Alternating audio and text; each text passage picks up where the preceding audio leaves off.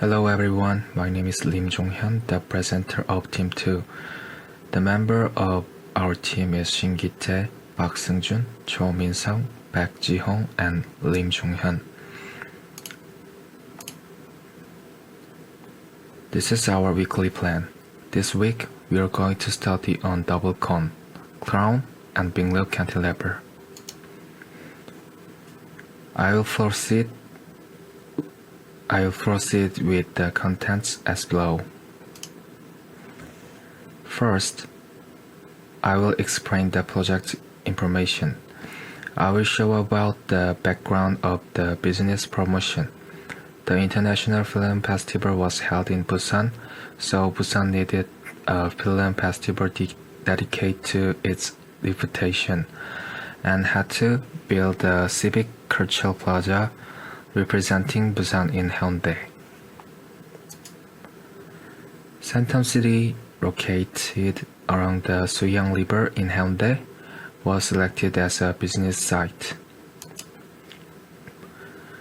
The cinema center has been built on the current site where media, technology, entertainment, and leisure are converged in conjunction with the Southeast Tourism Complex.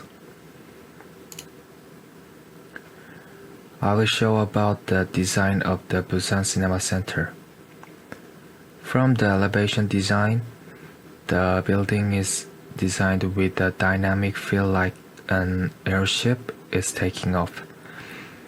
It's also designed to give the city and landmark feel with modern elevation design.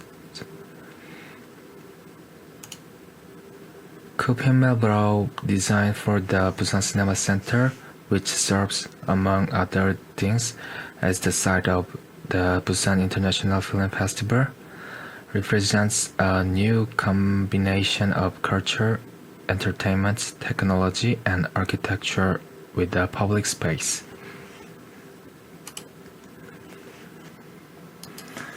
A similar example of designed dynamically is the BMW Works designed by the same architect Coupe Himmelblau. BMW Works was designed with robust concept disintegrationism, and it was completed in October 2007 and became a world-class tourist attraction in Munich. By applying BMW Works double cone and Bingloop to the Busan Cinema Center building, it is designed with the world's longest cantilever structure. The looped line is designed to be sleek and smooth, and the entire building is designed with a dynamical image.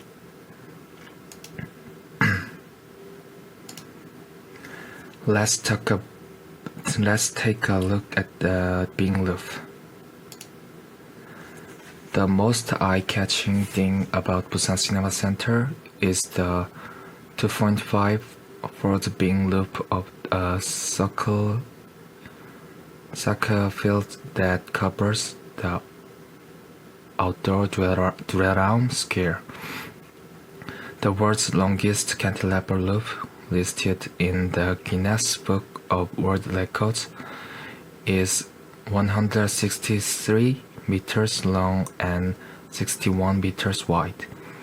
From this double cone, the loop floating in the air is 85 meters long, the longest loop in the world in cantilever structure. In other case, the Copenhagen Opera House is only 37 meters tall and the Rocheren Concert Hall is only 45 meters long. The cantilever loop is designed to withstand strong winds with a maximum instantaneous wind speed of 65 meters per second in preparation for the typhoon. It is also designed to ensure that there is no problem with the safety of the structure, even if there is more than 1 meter of snowfall and more than 7 magnitude earthquakes. Next, we will learn about the double cone section under the beam loop. Double cone is a structure that supports the load of a beam loop, while the load of cantilever truss structure is very important to realize the world's largest cantilever structure. Double cones are very important as structure to support it.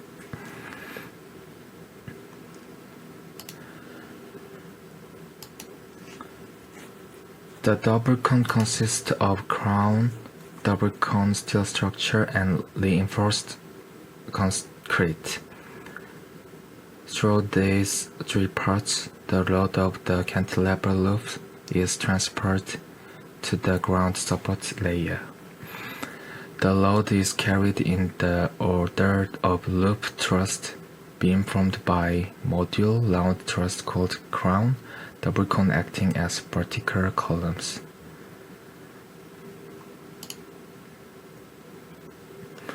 I will explain about the double cone construction process. The construction of the double cone was carried out by filling it up from the bottom. Let's look at the reinforced concrete structure under the double crown.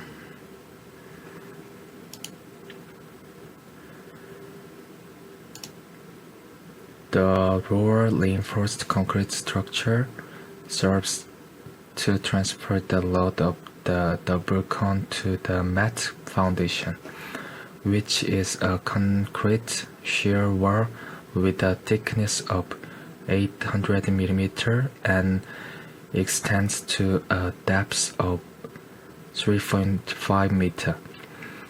The thickness of the mat foundation to deliver the load to the underground PHC file.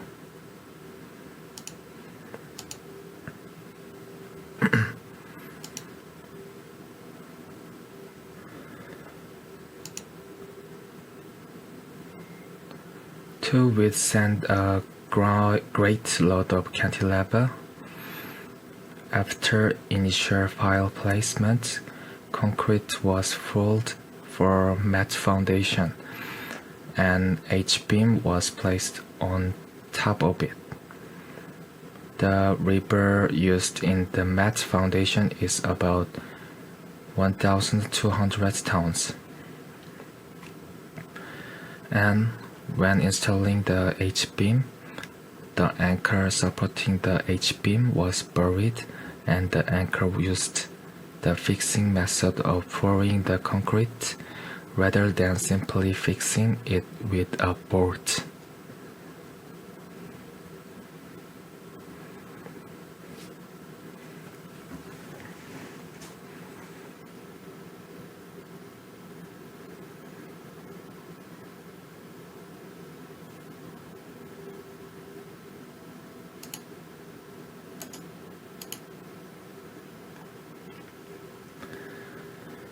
After mat foundation installation, the double cone link beam steel frame was installed behind the steel frame erected from the basement floor. The walls of the double cone were constructed by reinforcing the surrounding area with steel bars and pouring concrete. Next, let's look at the structure of the double cone steel frame.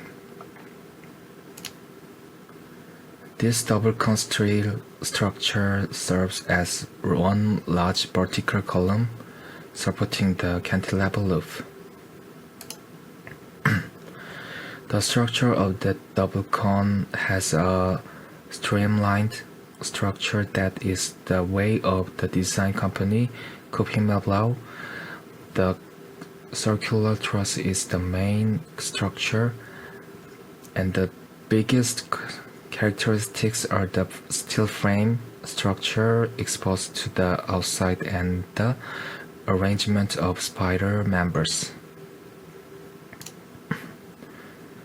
The steel frame of the double cone is shaped like a fan as it goes up, and the horizontal area becomes wider. Due to these characteristics, construction was carried out by gradually expanding the scaffold, considering the convenience of construction. The construction was carried out by removing, expanding, installing the scaffold.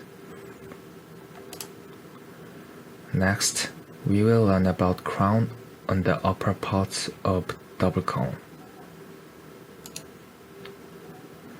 The upper crown is directly connected to the roof and is the part that receives the most direct load from the big roof and serves to carry the load down well.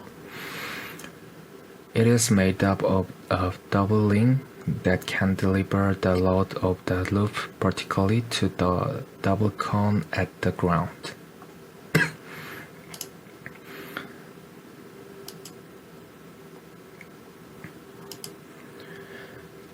This crown is made by assembling trusses divided into upper and lower sections.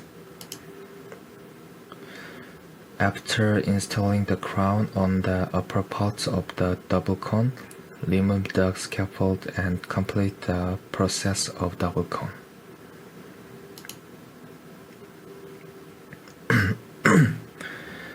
This structure allowed the load of the world's longest cantilever roof to be transmitted to the lower part to support it.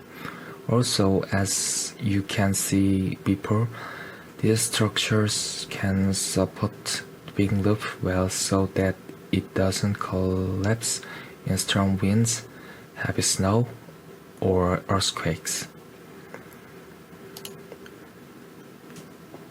In the coming week, we will explain the detail of double cone and the concept of double bridge. Thank you for listening. We are Team 2.